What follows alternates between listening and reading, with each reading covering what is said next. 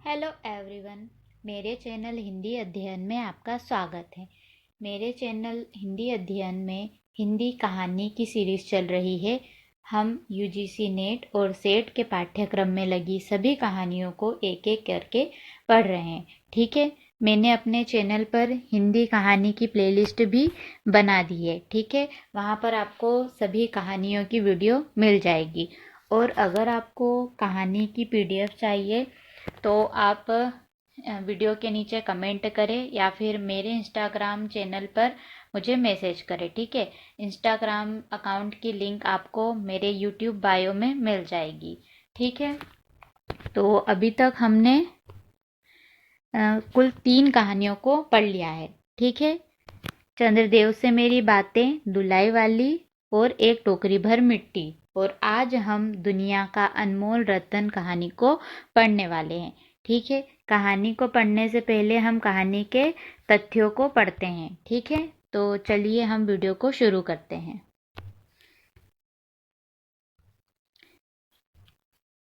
दुनिया का सबसे अनमोल रत्न कहानी के महत्वपूर्ण तथ्य। दुनिया का सबसे अनमोल रत्न प्रेमचंद की पहली कहानी मानी जाती है। हिंदी, अंग्रेजी, उर्दू, फारसी, बांग्ला, गुजराती और मराठी के जानकार मुंशी दया नारायण निगम कानपुर से प्रकाशित होने वाली एक उर्दू पत्रिका जमाना के संपादक थे। ठीक है, ध्यान रखिएगा। इन्होंने ही प्रेमचंद की कहानी दुनिया का सबसे अनमोल रत्न को 1907 में प्रकाशित किया था। उन्होंने ही नवाब राय को प्रेमचंद नाम दिया था। ठीक है, तो ध्यान रखिएगा, बहुत ही महत्वपूर्ण तथ्य है ये कि मुंशी प्रेमचंद को प्रेमचंद नाम किसने दिया था। ठीक है, तो ध्यान रखिएगा, मुंशी दया नारायण निगम ने। ठीक है, और वो ये कौन थे? जमाना पत्रिका के संपादक थे। ठीक है, आगे देख लेते हैं। जमाना पत्रिका के बाद यह कहानी उर्दू कहानी संग्रह सोजे वतन में 1908 में प्रकाशित हुई थी। इस कहानी संग्रह में 5 कहानियां हैं। दुनिया का सबसे अनमोल रतन, शेख मखमूर, यही मेरा वतन, शोक का पुरस्कार और सांसारिक प्रेम। ठीक है, तो सोजे वतन में कुल 5 कहानियां हैं, इनको ध्यान रखिएगा और यहाँ से भी प्रश्न बनता है। ठीक है, तो इन 5 कहानियों के नाम आप याद रखिएगा। इस कहानी संग्रह के कारण ही प्रेमचंद को कोप का भाजक बनना पड़ा। ठीक है, अभी हम आगे देखेंगे कि क्यों उनको कोप का भाजक बनना पड़ा। ठीक है,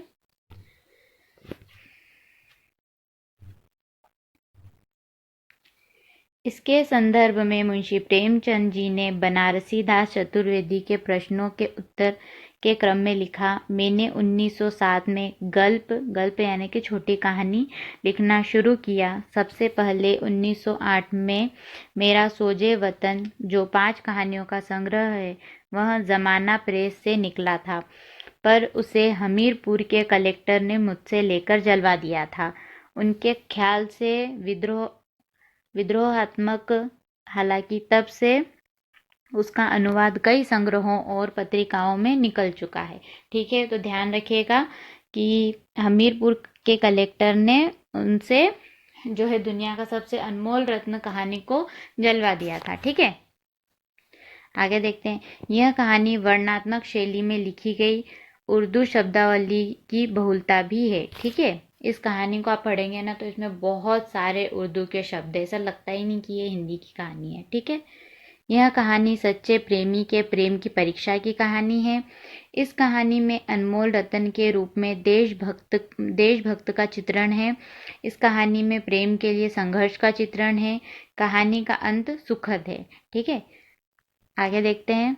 यह कहानी तत्कालीन स्वतंत्रता आंदोलन को एक नई दिशा देता है। ठीक है, इस कहानी को इसलिए जलवा दिया था क्योंकि ये कहानी देशभक्ति पर आधारित कहानी थी। ठीक है, और जो हमीरपुर के जो कलेक्टर उस टाइम रहे होंगे वो ब्रिटिश सरकार के ही कलेक्टर होंगे। ठीक है, इसलिए उन्होंने इस कहानी को जलवा दिया था। आगे आप जब कहानी को पढ़ोगे तब आपको पता चल जाएगा। ठीक है,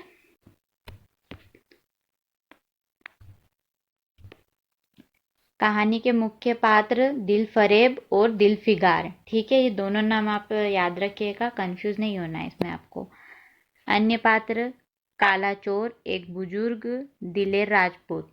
ठीक है, अन्य पात्रों से भी अब खूब प्रश्न बन रहे हैं। ठीक है, तो अब आप ध्यान रखिएगा। तो चलिए अब हम दुनिया का सबसे अनमोल रत्न कहानी को पढ़ना शुरू करते हैं।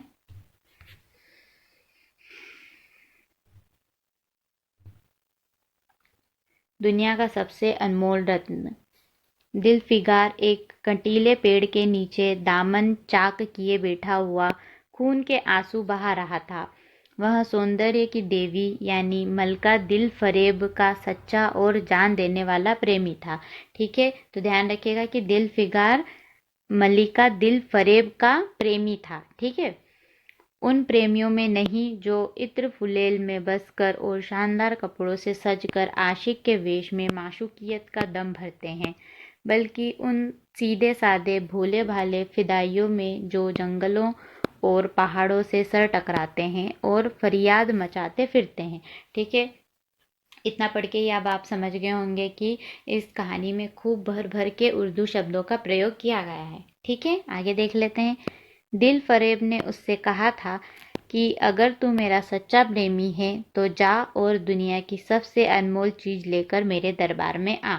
ठीक है, तो ध्यान रखिएगा कि दिल फिगार को किसने कहा था? दिल फरेब ने कहा था कि तुम जाओ और दुनिया की सबसे अनमोल वस्तु मेरे लिए लेके आओ। ठीक है, तब मैं तुझे अपनी गुलामी में कबूल कर लूंगी। अगर तुझे वह चीज न मिले तो खबरदार इधर रुख न करना, वरना सूली पर खिंचवा दूंगी। दिलफिगार को अपनी भावनाओं के प्रदर्शन का, शिकवे का, शिकायत का, प्रेमिका के सौंदर्य दर्शन का तनिक भी अवसर न दिया गया। दिलफरेब ने जो ही यह फैसला सुनाया, उसके चौबदारों ने गरीब दिलफिगार को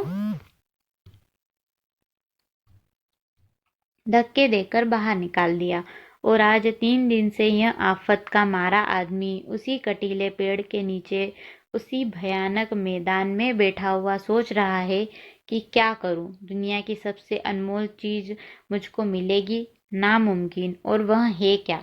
ठीक है, तो जो है और प्रेमी है वह पेड़ के नीचे बैठे बैठे सोच रहा है कि दुनिया की सबसे अनमोल चीज क्या हो सकती है और क्या वो मुझे मिलेगी, क्या ये पॉसिबल है। ठीक है, आगे वो सोचता है कि वो दुनिया की अनमोल चीज क्या हो सकती है। कारू का खजाना। यह मिस्र के एक ऐसे लालची व्यक्ति कारू से संबंधित है जो अपने बहुत सारे खजाने के लिए जाना जाता है। आबे हयात। ये जीवन का जल है, जैसे कि अमृत होता है। ठीक है, खुसरो का ताज। जामे जम। यह फारसी राजा जमशेद का जादुई प्याला है। तख्त ताउस। मुगल बादशाह शाहजहां द्वारा बनाया गया मशहूर मयूर सिंहासन। या फिर परवेज की दौलत। ठीक है, तो आप ये ध्यान रखिएगा कि प्रेमी क्या क्या चीज़ों के बारे में सोचता है कि कौन सी चीज़ें जो है दुनिया की अनमोल रत्न हो सकती है। ठीक है, तो परीक्षा में इनके नाम पूछे जा सकते हैं। ठीक है, कारू का खजाना, आबे हयात, खुसरो का ताज, जामे जम, तख्ते ताउस, परवेज की दौलत इत्यादि। ठीक है, आगे देख लेते हैं। नहीं, यह चीज़ें हरगिज़ नहीं। दुनिया में ज़रूर इनमें से भी महंगी, इनमें से भी अनमोल चीज़ें मौजूद है, मगर वह क्या है, कहाँ है, कैसे मिलेगी? यह खुदा मेरी मुश्किल क्यों कर आसान होगी। दिलफिगार इन्हीं ख्यालों में चक्कर खा रहा था और अक्ल कुछ काम नहीं करती थी। मुनीर शामी को हातिम सा मददगार मिल गया। काश कोई मेरा भी मददगार हो जाता। काश मुझे भी उस चीज का, जो दुनिया की सबसे बेशकीमती चीज है, का नाम बतला दिया जाता। भला से वह चीजें हाथ न आती, मगर मुझे इतना तो मालूम हो जाता कि वह किस किस्म की चीज है। मैं घड़े बराबर मोती की खोज में जा सकता हूँ। मैं समुंदर का गीत, पत्थर का दिल, मौत की आवाज और इनसे भी ज्यादा बेनिशान चीजों की तलाश में कमर कस सकता हूँ, मगर दुनिया की सबसे अनमोल चीज, यह मेरी कल्पना की उड़ान से बहुत दूर है। आसमान पर तारे निकल आए थे।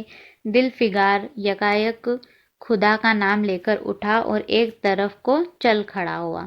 भूखा प्यासा, नंगे बदन, थकान में चूर, वह बरसों वीरानों और आबादियों की खाक छानता फिरा। तलवे कांटों से छलनी हो गए, शरीर में हड्डियां ही हड्डियां दिखाई देने लगी, मगर वह चीज जो दुनिया की सबसे कीमती चीज थी न मिली और न उसका कुछ निशान मिला।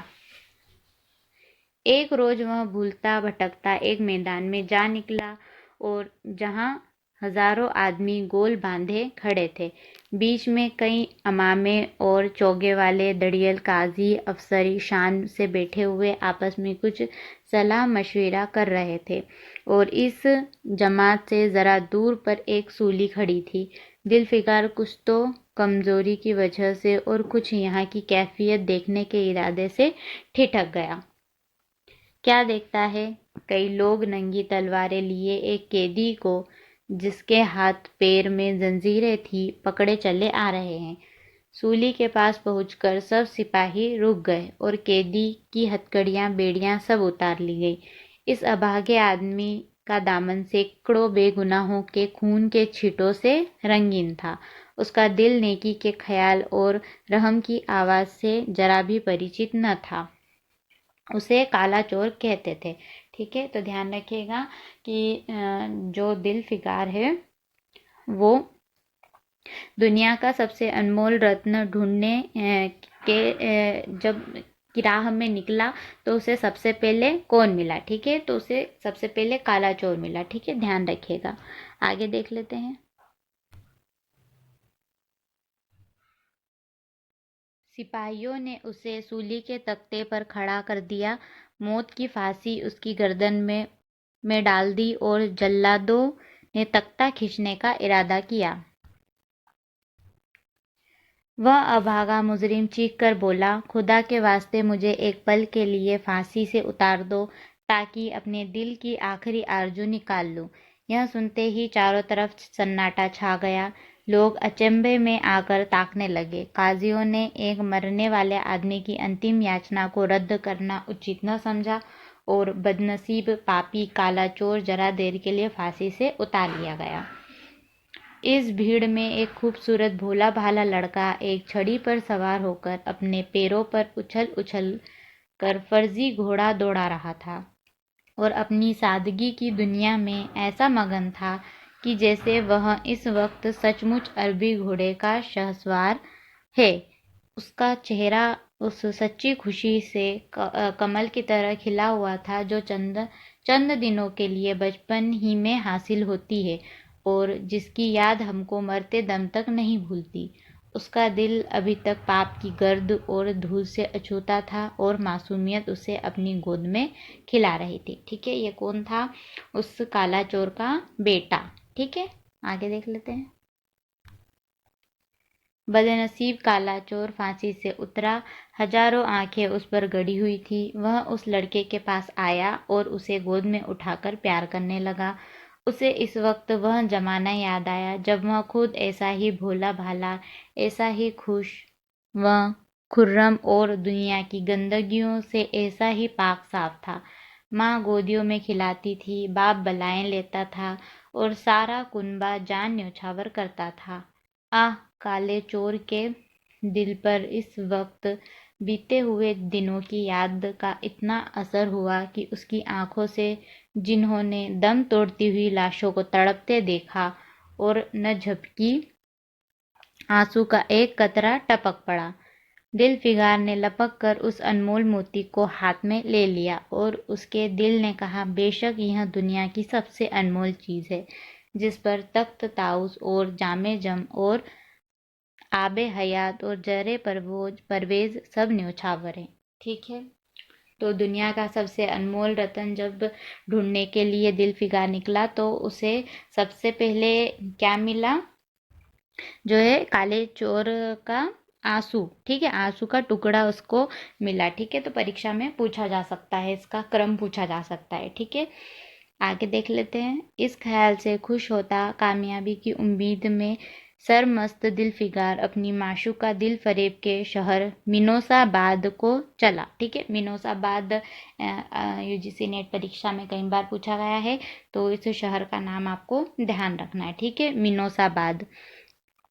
मगर ज्यों-ज्यों मंजिलें तय होती जाती उसका दिल बैठ जाता था कि कहीं उस चीज़ की जिसे मैं दुनिया की बेशकीमती चीज़ समझता हूँ दिल फरेब की आंखों में कद्र नहीं हुई तो मैं फांसी पर चढ़ा दिया जाऊंगा और इस दुनिया से नामुराद जाऊंगा। ठीक है। जब वो कैदी का आंसू का कतरा जो है अपनी प्रेमिका के लिए लेके जा रहा था, दिल फरेब के लिए लेके जा रहा था, तो उसको थोड़ा डर भी था कि अगर उसने इसको दुनिया की सबसे अनमोल वस्तु नहीं माना तब मेरा क्या होगा। ठीक है। लेकिन जो हो सो हो, अब तो किस्मत आजमाई है। आखिरकार पहाड़ और दरिया तय करते वह शहर मिनोसाबाद में आ पहुंचा और दिल फरेब की ड्योढ़ी पर जाकर विनती की। थकान से टूटा हुआ दिल फिगार खुदा के फजल से हुक्म की तामील करके आया है और आपके कदम चूमना चाहता है। दिल फरेब ने फौरन अपने सामने बुला भेजा और एक सुनहरे पर्दे की ओर से फरमाइश की कि वह अनमोल चीज पेश करे। दिल फिगार ने आशा और भय की एक विचित्र मनः स्थिति में वह बूंद पेश की और उसकी सारी कैफियत बहुत पुरअसर लफ्ज़ों में बयान की। दिल फरेब ने पूरी कहानी बहुत गौर से सुनी और वह भेंट हाथों में लेकर जरा देर तक गौर करने के बाद बोली, दिलफिगार, बेशक तूने दुनिया की एक बेशकीमत चीज़ ढूंढ निकाली। तेरी हिम्मत और तेरी सूझबूझ की दाद देती हूँ, मगर यह दुनिया की सबसे बेशकीमती चीज़ नहीं, इसलिए तू यहाँ से जा और फिर कोशिश कर। शायद अब की तेरे हाथ वह मोती लगे और तेरी किस्मत ने मेरी गुलामी लिखी हो। जैसा कि मैंने पहले ही बतला दिया था, मैं तुझे फांसी पर चढ़वा सकती हूँ, मगर मैं तेरी जान बख्शी करती हूँ इसलिए कि तुझमें वह गुण मौजूद है जो मैं अपने प्रेमी में देखना चाहती हूँ और मुझे यकीन है कि तू ज़रूर कभी न कभी कामयाब होगा। ठीक है। तो दिलफिगार बोलती है कि तुम वास्तव में तुम एक कीमती चीज़ लेके आए हो, लेकिन फिर भी ये दुनिया की सबसे अनमोल चीज़ नहीं है। ठीक है। और दिल फिगार को जो है भरोसा रहता है कि वो एक दिन ज़रूर दुनिया की सबसे अनमोल चीज़ को लेकर आएगा। ठीक है। आगे देख लेते हैं। नाकाम और नामुराद दिल फिगार इस माशूकाना इनायत से जरा दिलेर होकर बोला, ए दिल की रानी, बड़ी मुद्दत के बाद तेरी ड्योढ़ी पर सजदा करना नसीब होता है। फिर भी खुदा जाने ऐसे दिन कब आएंगे। क्या तू अपने जान देने वाले आशिक के बुरे हाल पर तरस न खाएगी? और क्या तू अपने रूप की एक झलक दिखाकर इस जलते हुए दिल फिगार को आने वाली सख्तियों को झेलने की ताकत न देगी? तेरी एक मस्त निगाह के नशे में चूर होकर मैं वह कर सकता हूँ जो आज तक किसी से न बन पड़ा हो। दिल फरेब आशिक की यह चाव भरी बातें सुनकर गुस्सा हो गई और हुक्म दिया कि इस दीवाने को खड़े खड़े दरबार से निकाल दो।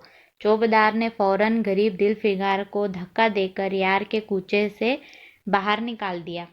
कुछ देर तक तो दिल फिगार अपनी निष्ठुर प्रेमिका की इस कठोरता पर आंसू बहाता रहा और फिर वह सोचने लगा कि अब कहाँ जाऊं। मुद्दतों रास्ते नापने और जंगलों में भटकने के बाद आंसू की यह बूंद मिली थी। अब ऐसी कौन सी चीज़ है जिसकी कीमत इस आबदार मोती से ज़्यादा हो। हजरत खिज्र, तुमने सिकंदर को आबे हयात के कुएं का रास्ता दिखाया था, क्या मेरी बाह न पकड़ोगे? सिकंदर सारी दुनिया का मालिक था, मैं तो एक बेघर मुसाफिर हूँ। तुमने कितनी ही डूबती किश्तियाँ किनारे लगाई हैं, मुझ गरीब का बेड़ा भी पार करो। ठीक है। तो प्रेमी जो है वो ईश्वर से प्रार्थना करता है कि मुझे कोई रास्ता ज़रूर दिखाओ। ठीक है। आगे देखते हैं। ए आली मुकाम जिब्रील, कुछ तुम ही इस निमजान दुखी आशिक पर तरस खाओ। तुम खुदा के एक खास दरबारी हो, क्या मेरी मुश्किल आसान न करोगे? गरज यह है कि दिल फिगार ने बहुत फरियाद मचाई, मगर उसका हाथ पकड़ने के लिए कोई सामने न आया। आखिर निराश होकर वह पागलों की तरह दोबारा एक तरफ को चल खड़ा हुआ। दिलफिगार ने पूरब से पश्चिम तक और उत्तर से दक्षिण तक कितने ही जंगलों और वीरानों की खाक छानी। कभी बर्फिस्तानी चोटियों पर सोया, कभी डरावनी घाटियों में भटकता रहा, फिर मगर जिस चीज की धुन थी वह न मिली, यहाँ तक कि उसका शरीर हड्डियों का एक ढांचा रह गया। एक रोज वह शाम के वक्त किसी नदी के किनारे खस्ता हाल पड़ा हुआ था। बेखुदी के नशे से चौंका तो क्या देखता है कि चंदन की एक चिता बनी हुई है और उस पर एक युवती सुहाग के जोड़े पहने 16 श्रृंगार किए बैठी है। उसकी जांघ पर उसके प्यारे पति का सिर है। हजारों आदमी गोल बांधे खड़े हैं और फूलों की बरखा कर रहे हैं। यकायक चिता में से खुद ब खुद एक लपट उठी। सती का चेहरा उस वक्त एक पवित्र भाव से आलोकित हो रहा था। चिता की पवित्र लपटें उसके गले से लिपट गईं और दम के दम वह फूल सा शरीर राख का ढेर हो गया। प्रेमिका ने अपने को प्रेमी पर न्योछावर कर दिया और दो प्रेमियों के सच्चे पवित्र अमर प्रेम की अंतिम लीला आंख से ओझल हो गई। जब सब लोग अपने घरों को लौटे तो दिलफिगार चुपके से उठा और अपने चाक दामन कुर्ते में यह राख का ढेर समेट लिया।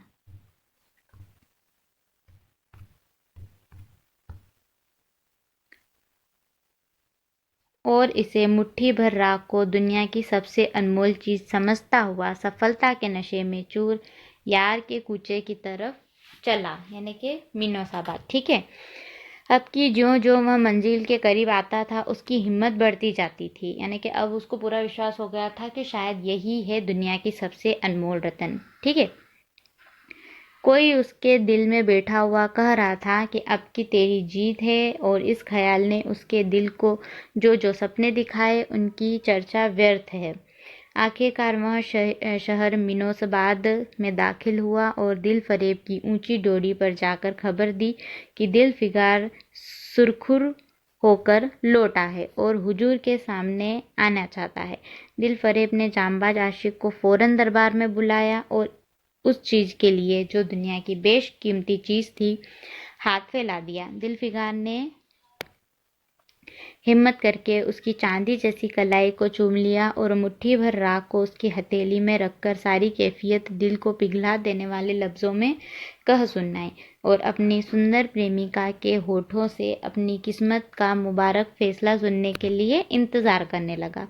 दिल फरेब ने उस मुट्ठी भर राख को आंखों से लगा लिया और कुछ देर तक विचारों के सागर में डूबे रहने के बाद बोली,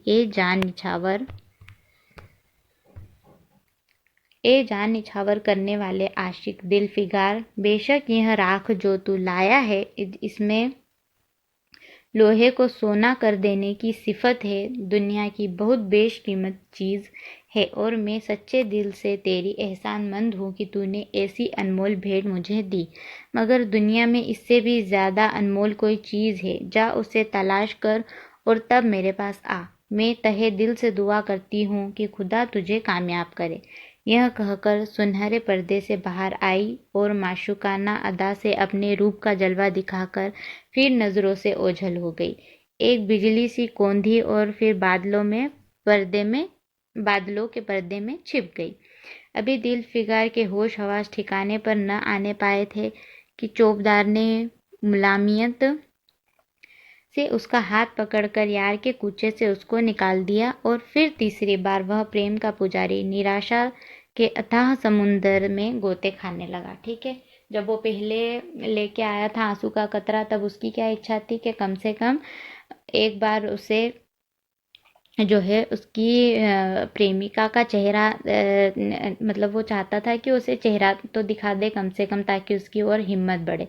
ठीक है। लेकिन तब उसने नहीं दिखाया था। लेकिन अब की बार जब दिलफिगार लेके आया दुनिया की बेशकीमती चीज, तो उसने जो है दिल फरेब ने उसे चेहरा दिखाया, बस कुछ चंद लम्हों के लिए। ठीक है। आगे देख लेते हैं।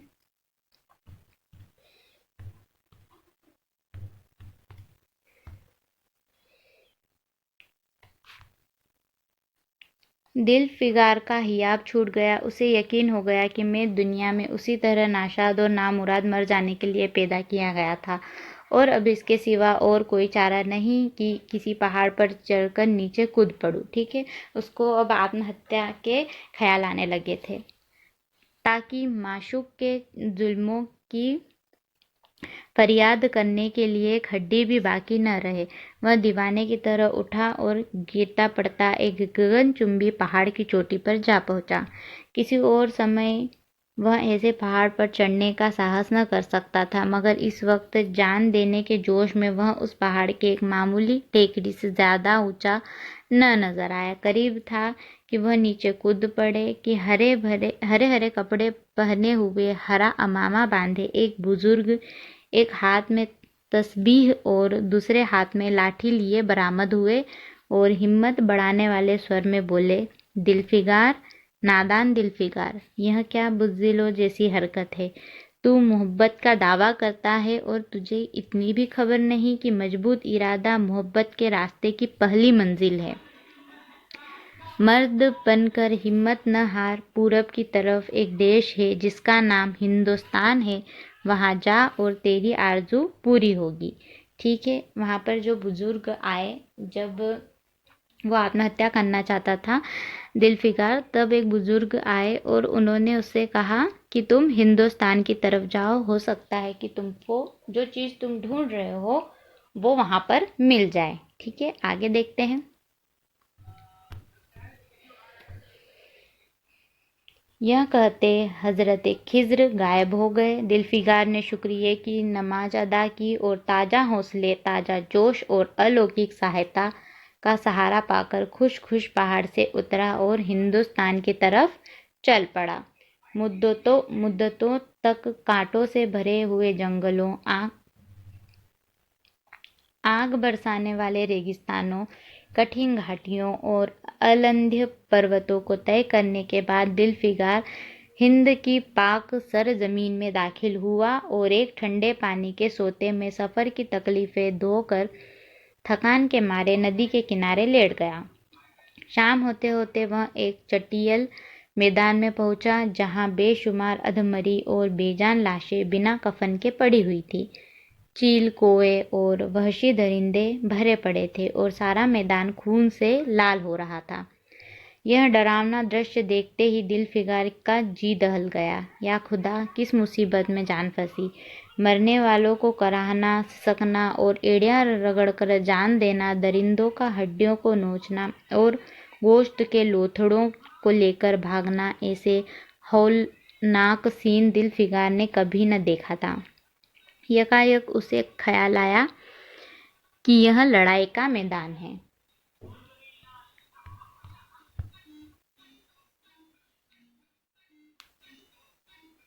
और यह लाशें सुरमा सिपाहियों की है। इतने में करीब से कराहने की आवाज़ आई। दिलफिगार उस तरफ फिरा तो देखा कि एक लंबा तगड़ा आदमी, जिसका मर्दाना चेहरा जान निकलने की कमजोरी से पीला हो गया है, जमीन पर सिर झुकाए पड़ा हुआ है। सीने से खून का फव्वारा जारी है, मगर आबदार तलवार की मूठ पंजे से अलग नहीं हुई। दिलफिगार ने एक चिथड़ा लेकर घाव के मुंह पर रख दिया ताकि खून रुक जाए और बोला, ए जवां मर्द, तू कौन है? जवां मर्द, तू कौन है? जवां मर्द ने यह सुनकर आंखें खोली और वीरों की तरह बोला, क्या तू नहीं जानता मैं कौन हूँ?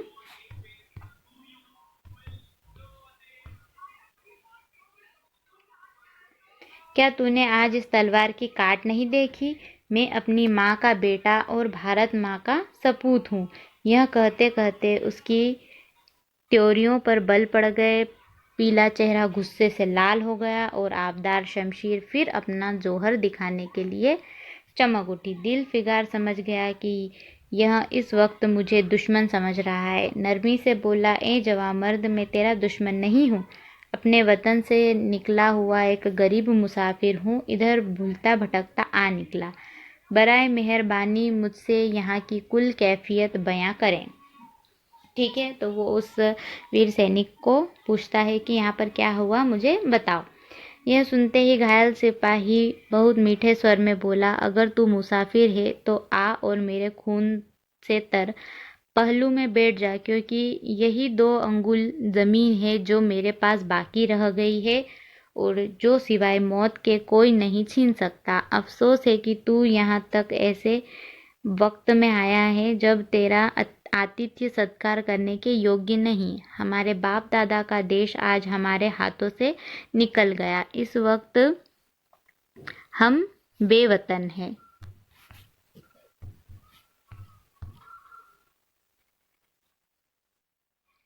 मगर पहलू बदलकर हमने हमलावर दुश्मनों को बता दिया कि राजपूत अपने देश के लिए कैसी बहादुरी से अपनी जान देता है, और आसपास जो लाशें तू देख रहा है यह उन लोगों की है जो इस तलवार के घाट उतरे हैं। और गोया कि मैं बेवतन हूँ, मगर गनीमत है कि दुश्मन की जमीन पर नहीं मर रहा हूँ। सीने के घाव से चिथड़ा निकालकर क्या तूने यह मरहम रख दिया? खून निकलने दे, इसे रोकने से क्या फायदा? क्या मैं अपने ही देश में गुलामी करने के लिए जिंदा रहूं? नहीं, ऐसी जिंदगी से मर जाना अच्छा, इससे अच्छी मौत मुमकिन नहीं। ठीक है, अब आप समझ गए होंगे कि क्यों प्रेमचंद से इस कृति को जलवाया गया था। ठीक है, कितनी यहाँ पर जो है देशभक्ति की बात कही गई थी। ठीक है, इसे कोई भी उस समय पढ़ता तो जो है देशभक्ति की भावना उसके अंदर ऐसी जागती कि वो ब्रिटिश सरकार के विरुद्ध हो जाता। ठीक है, आगे देखते हैं। जवां मर्द की आवाज़ मध्यम हो गई, अंग ढीले पड़ गए, खून इतना ज़्यादा बहा कि खुद ब खुद बंद हो गया। रह रह कर एक आध बूंद टपकता पड़ता था। आखिरकार सारा शरीर बेदम हो गया, दिल की हरकत बंद हो गई और आंख मूंद गई। दिल फिगार ने समझा अब काम तमाम हो गया कि मरने वाले ने धीमे से कहा, भारत माता की जय, और उनके सीने से खून का आखिरी कतरा निकल पड़ा। ठीक है, अब जब आप इस कहानी को पढ़ रहे होंगे तो थोड़े से भावुक भी हो जाएंगे। ठीक है, एक सच्चे देश प्रेमी और देशभक्त ने देशभक्ति का हक अदा कर दिया। दिल फिगार पर इस दृश्य को बहुत गहरा असर पड़ा। उसके दिल ने कहा, बेशक दुनिया में खून के इस कतरे से ज़्यादा अनमोल चीज़ कोई नहीं हो सकती। उसने फौरन खून की बूंद को, जिसके आगे यमन का लाल हेज भी है, हाथ में ले लिया और इस दिलेर राजपूत की बहादुरी पर हैरत करता हुआ अपने वतन की तरफ रवाना हुआ और सख्तियां झेलता हुआ आखिरकार बहुत दिनों के बाद रूप की रानी मलका दिल फरेब की डोरी पर जा पहुंचा और पैगाम दिया कि दिल फिगार सुरखरू और कामयाब होकर लौटा है और दरबार में हाजिर होना चाहता है। दिल फरेब ने उसे फौरन हाजिर होने का हुक्म दिया। खुद हस्बे मालूम सुनहरे पर्दे की ओर में बैठी और बोली, दिल फिगार, अब की तू बहुत दिनों के बाद वापस आया है, ला दुनिया की सबसे बेशकीमती चीज़ कहाँ है? दिल फिगार ने मेहंदी रची हथेलियों को चूमते हुए खून का कतरा उस पर रख दिया और उसकी पूरी कैफियत पुरजोश लहजे में कह सुनाई।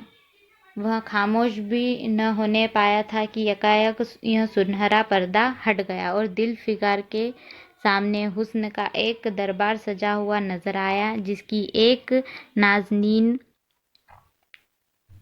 जुलेखा से बढ़कर थी।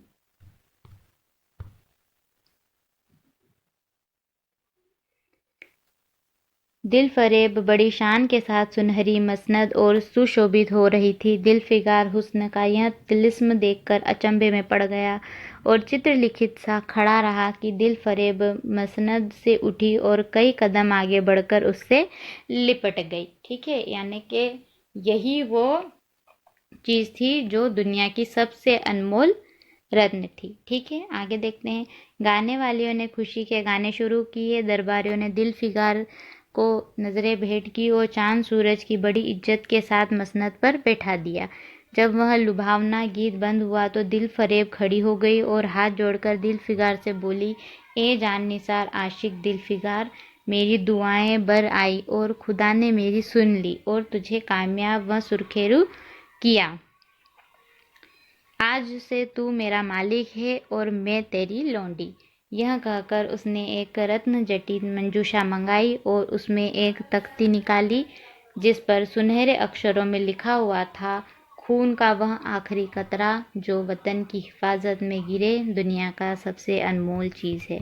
ठीक है, कहानी यहाँ पर समाप्त होती है।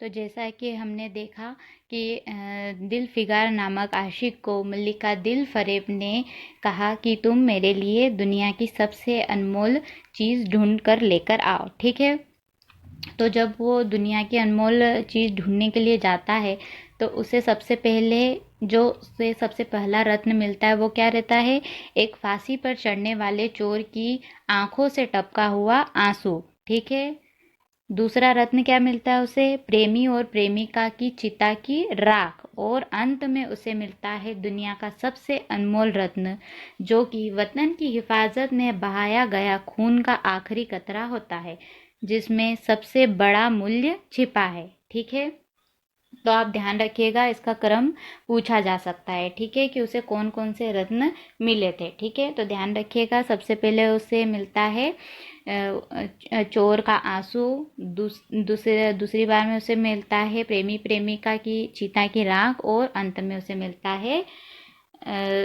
दुनिया का सबसे अनमोल रत्न जो कि वतन की हिफाजत में बहाया गया खून का आखिरी कतरा। ठीक है, तो कहानी यहाँ पर समाप्त होती है। मैं उम्मीद करती हूँ कि आपको मेरे साथ कहानी पढ़कर अच्छा लगा होगा, और मिलते हैं अगली वीडियो में। वीडियो अच्छा लगे तो वीडियो को लाइक करें और मेरे चैनल को सब्सक्राइब करें। धन्यवाद।